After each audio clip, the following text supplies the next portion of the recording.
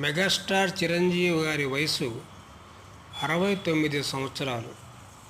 ఈ రోజుకి మంచి మంచి సినిమాలు చేస్తున్నారు. ఆ సినిమాలో కూడా ఫైట్స్ ముఖ్యం, ఆయనకి పాటలు ముఖ్యం, కథ ముఖ్యం.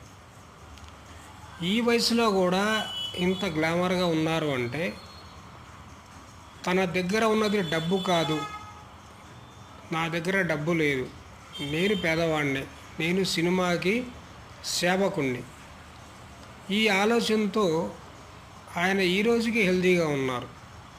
నిజానికి ఆయన నేను ధనవంతుడిని అని ఫీల్ అయితే మాత్రం ఆయన శరీరాన్ని ఇలా చూడలేం, అది వేరే విధంగా ఉంటుంది.